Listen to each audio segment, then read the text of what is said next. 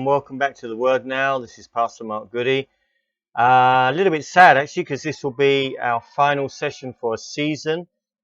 Be coming to the end of our end times teachings. Of course, I'm available to teach on any other subjects that you request, and probably I will start another session in the near future. My next project is actually to write another book called The Great Rebellion, and I'm looking forward to that, but I need a bit of time, as well as all the other things I do, like working and all that stuff. All right, so here we are. We are going to be talking about what Acts 3:19 calls the times of refreshing that come from the presence of the Lord. The times of refreshing, or the times of restitution, we can also say.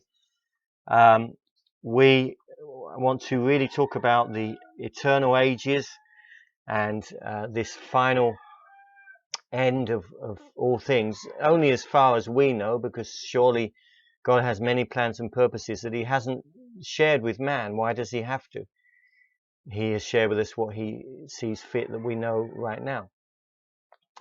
All right, so if you remember, the chronology is that we are the millennium has finished. We are now in the New Jerusalem has appeared. It's suspended above the earth. The redeemed can go from the New Jerusalem to the earth, but they're basically housed within that city.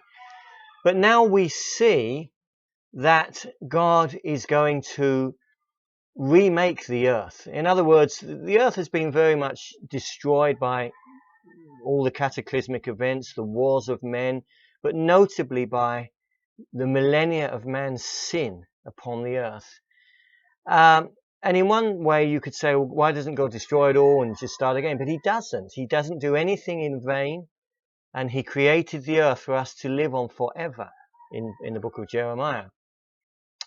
But before that final, placing of man upon that earth, there's the great restoration where God will restore the earth to its creative beginning. And if you remember in the beginning, if we look back even at the Garden of Eden, it was a beautiful place. It was a place of God's presence. It was a place of great plants and animals and great prosperity in terms of the biological kingdoms. It was a place of beauty and of unimaginable bounty. And this is what God will restore. God always had a plan to bring us back to perfection. And even with all the suffering of the ages and the suffering which ultimately was due to the sin of men and the effect of man's sin upon his world, even through all of that, the plan was always to bring man back to this times of refreshing, this times of restitution and restoration of man and God together in this place. So let me read you some of these important verses. So 2 Peter chapter 3 is a notable verse here.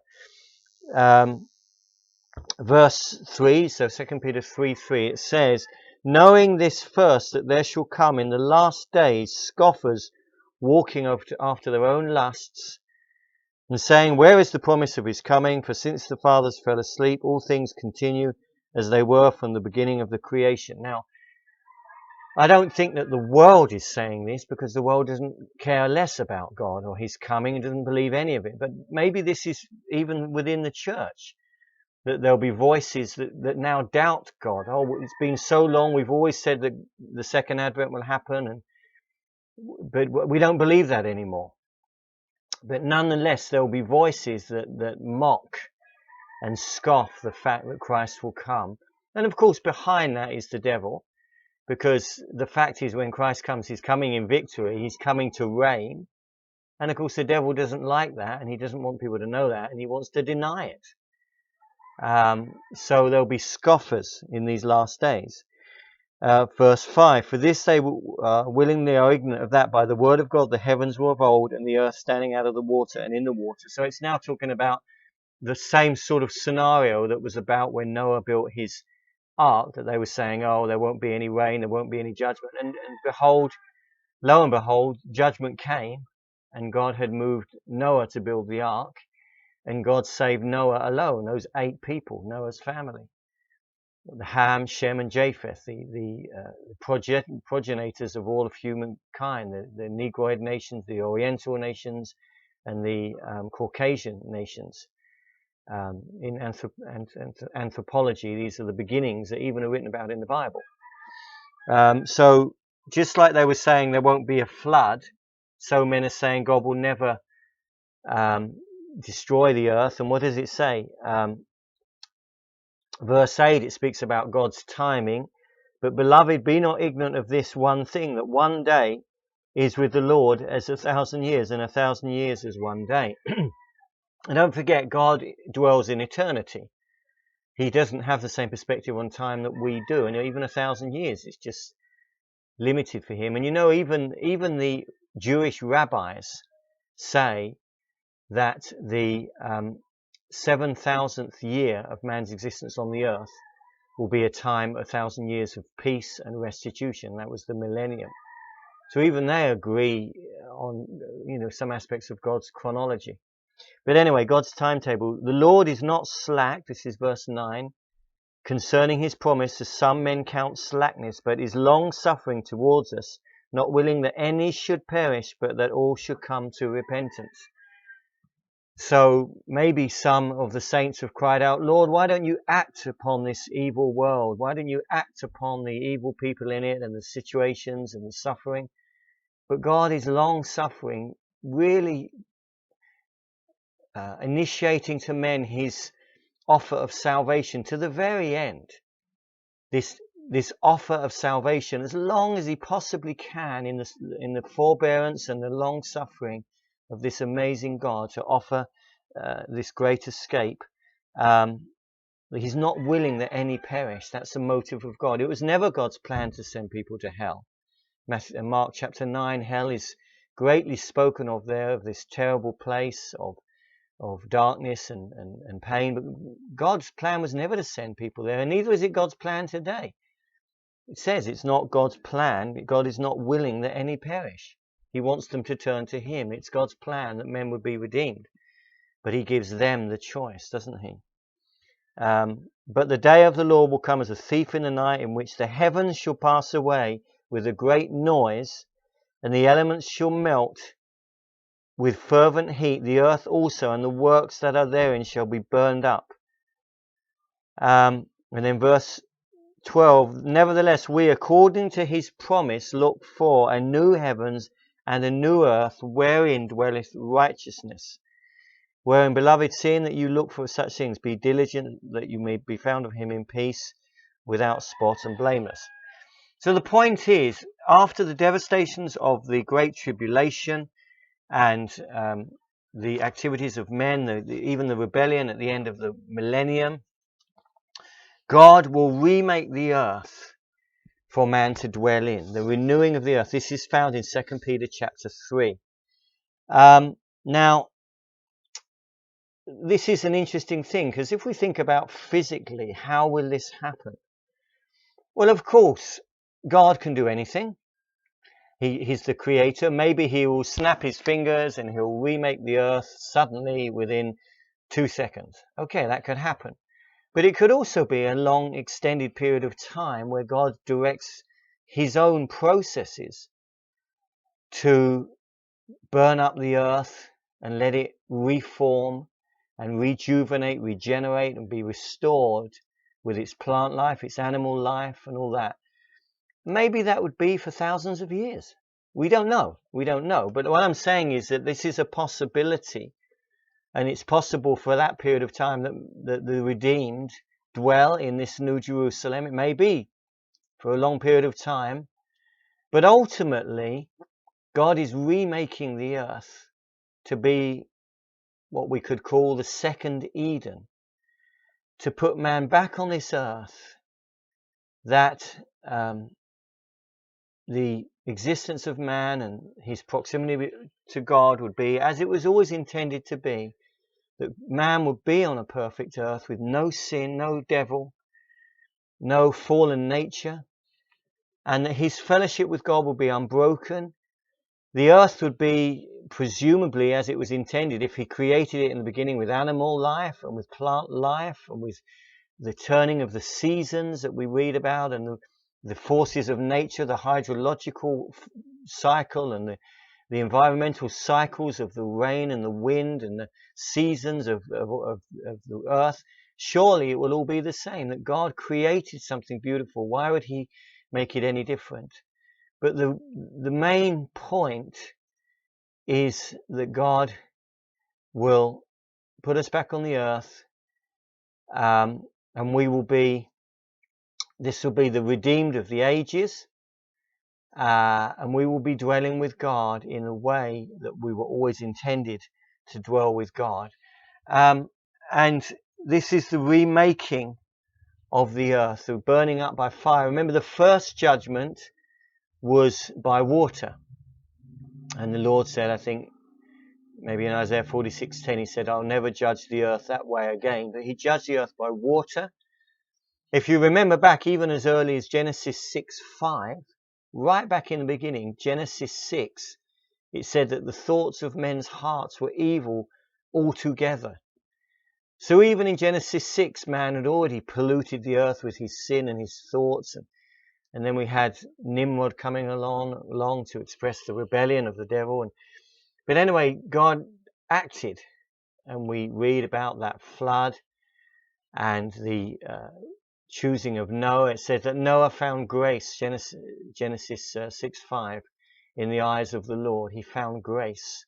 And what does the next verse say? And he walked with God. And grace always does this. When we discover grace, God's gracious nature, it inspires us and it motivates us and it equips us to walk with God. So Noah was saved with his family, the 3 children with their 3 wives, and then Noah and his wife. And they landed on the Mount Ararat somehow in Turkey. And this was where the ark landed. And some people say the ark is still there under the ice. Maybe. Doesn't matter if it is or isn't. Who cares? It's in the Bible. It doesn't matter if we find it or not.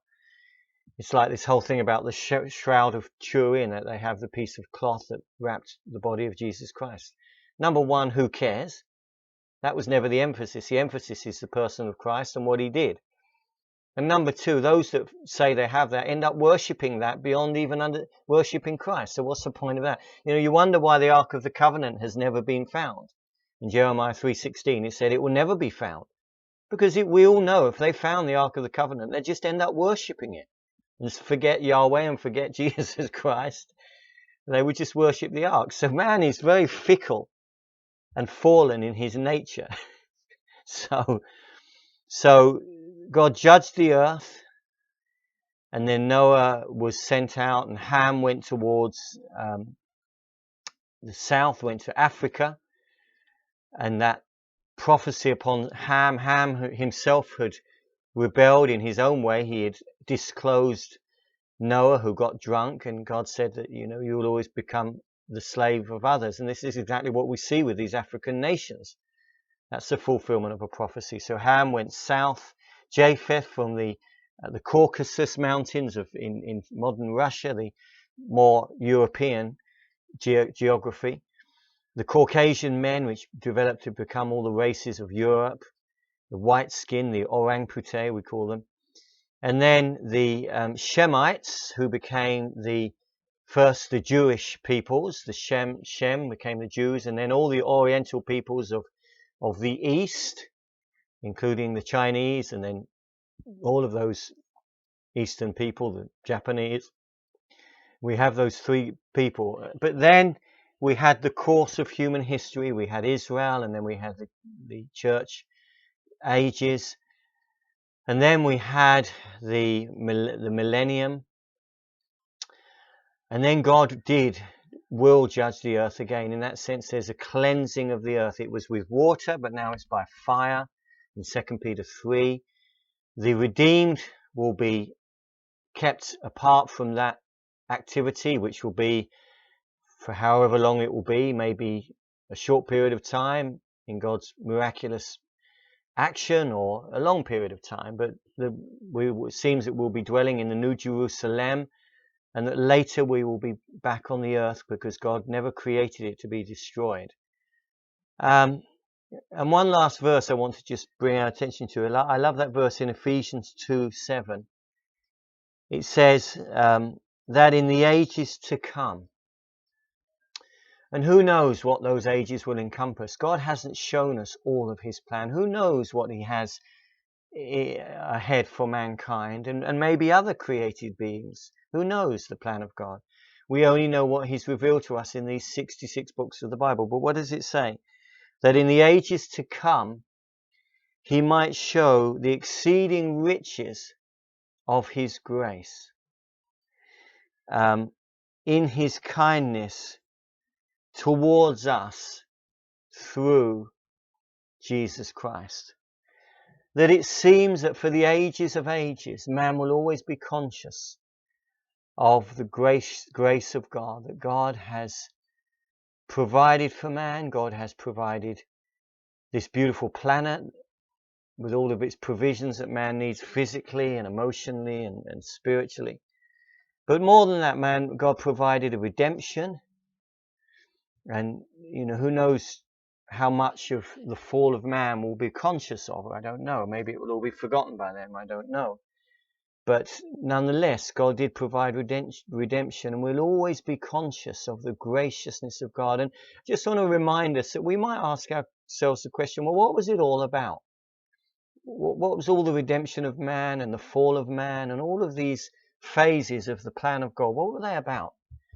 Well, in many ways, they were an outward expression of the graciousness of God. If you think about angels, for example, the elect angels who are perfect with God, they've only known the perfection of God. They've only known a perfect God in a perfect place. But, it took the activity of the earth and the fall of man and the redemption of man to be an expression of the gracious nature of God. And maybe God allowed it all to express that aspect of his nature that even the angels couldn't understand, that God is ultimately, to his very core, gracious. And that grace is expressed in the redemption of a man. Just 2 minutes. And that is in Ephesians 2:7, something that we'll be speaking about for the ages to come. All right, so I think I need to finish now. I hope you've enjoyed these sessions. Please email me. Please investigate my books on Amazon. Please buy some, pass them on, pass on these sessions, pass on my books. Please do. Why? Because it's sound doctrine. It's healthy. If you have a good restaurant, you tell people to eat at the good restaurant and you get healthy. Well, this is sound doctrine. I'm one of other teachers. I'm not the only one who present what the Bible really says, not what we want it to say, not what we've twisted it to say, but what it really says. All right, but anyway, thank you for being with me during these sessions. God bless you. I'm going to close now in our final salutation for this season. So this is Pastor Mark Goody closing our Word Now sessions. Thank you for being with me wherever you are on this beautiful planet, whether you're getting up, whether you're going to bed, whether you're at work, whether you're in recreation, whether you're on holiday, whether you're getting ready for bed. May God be with you. May you draw near to him. May you grow in maturity. May the Word of God be very important in your life. May you choose a place where you can be exposed to sound doctrine and you can become mature and really be used in the plan of God and the purpose of God for your life and for this planet. All right, so God bless you. This is Pastor Mark Goody signing off now. Thank you.